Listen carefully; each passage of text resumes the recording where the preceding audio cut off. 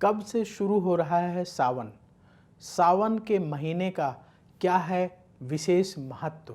सावन के महीने में कब कब पड़ रहे हैं सोमवार? सोमवार को क्यों महत्व दिया जाता है सावन के महीने में?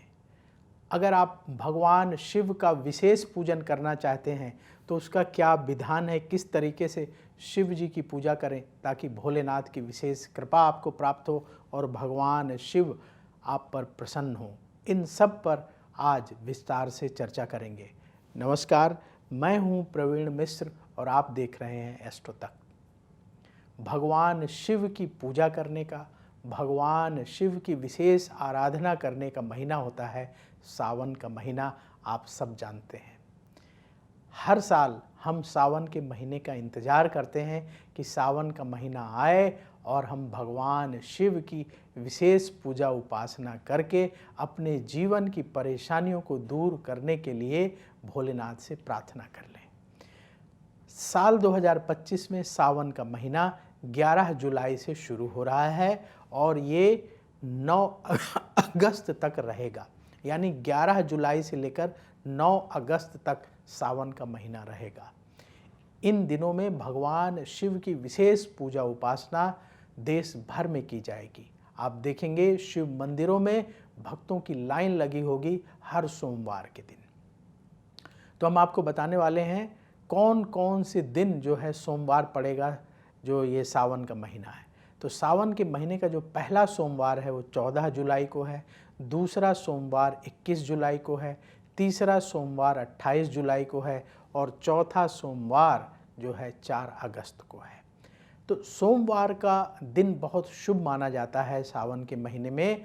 इस दिन लोग व्रत रखते हैं, भगवान शिव का रुद्राभिषेक करते हैं, भगवान भोलेनाथ को प्रसन्न करने के लिए विशेष पूजा उपासना करते हैं। सावन का सोमवार भगवान शिव की कृपा प्राप्त करने का सबसे महत्वपूर्ण दिन माना जाता है। इसीलिए आप देखेंगे मंदिरों में रुद्राभिषेक चल रहे होते हैं सुबह से लेकर शाम तक सोमवार के दिन। और अगर आपको रुद्राभिषेक कराना है तो टाइम पंडित जी से फिक्स करना पड़ता है कि आपको कितने बजे समय मिलेगा सोमवार के दिन रुद्राभिषेक करने का।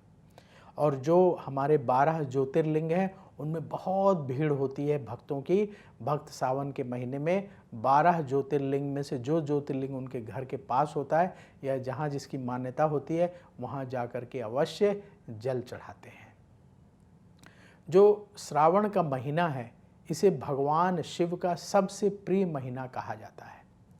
पौराणिक कथाओं के अनुसार माता पार्वती ने भगवान शिव को पति के रूप में पाने के लिए कठोर तप किया था।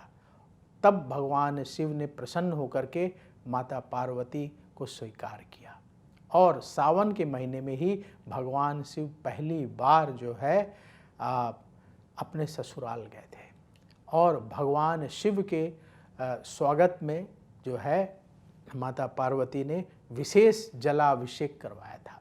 ऐसी मान्यता है, ऐसी कई ग्रंथों में वर्णन मिलता है। ऐसा माना जाता है कि सावन के महीने में जो लोग भगवान शिव का विशेष पूजन करते हैं, जल से अभिषेक करते हैं, सावन के महीने में रुद्राभिषेक करते हैं, भगवान भोलेनाथ उन पर प्रसन्न होते हैं और उनकी मनोकामनाओं को पूर्ण करते हैं।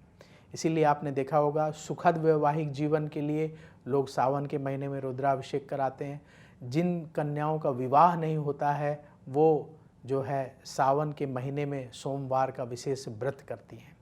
तो आपकी जो भी मनोकामना हो उसे पूर्ण करने के लिए आप सावन के महीने में शिव जी की पूजा कर सकते हैं, व्रत रख सकते हैं। अगर व्रत नहीं रख पा रहे हैं तो सावन के महीने में भगवान शिव को जल जरूर चढ़ाइए मंदिर जा कर के, और जल चढ़ाने में कोई धन खर्च होने वाला नहीं है।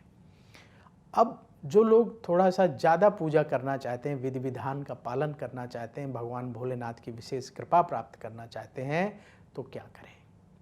आप सुबह जल्दी उठें, घर के पास जो मंदिर हो वहाँ जाने की तैयारी करें। सुबह उठ कर के स्नान कर लीजिए और स्नान करके अपने घर से जल और कच्चा दूध लेकर के अवश्य जाएं। कुछ लोग अपने घर के मंदिर में ही क्या रख लेते हैं, छोटे से शिवलिंग। तो आप अगर आप घर के मंदिर में छोटे से शिवलिंग रखते हैं तो आप वहाँ भी पूजन कर सकते हैं। तो जल और कच्चे दूध से भगवान शिव का अभिषेक अवश्य करना चाहिए। अगर आपके पास थोड़ी ज़्यादा व्यवस्था हो जाती है तो जल, दूध, दही, घी, शहद और गन्ने के रस से भगवान शिव का अभिषेक करिए तो भोलेनाथ विशेष प्रसन्न होते हैं। तो जितनी व्यवस्था बन पाए उस व्यवस्था के अनुसार भगवान शिव का विशेष अभिषेक आप चाहें तो प्रतिदिन कर सकते हैं और नहीं तो सोमवार के दिन अवश्य करिएगा। इससे भगवान शिव की विशेष कृपा आपको प्राप्त होगी। और भगवान शिव के मंत्रों का जाप अवश्य करना चाहिए। जैसे सरल मंत्र होता है ओम नमः शिवाय, ओम नमः शिवाय। इस मंत्र का रुद्राक्ष की माला से 1 माला तो प्रतिदिन करें।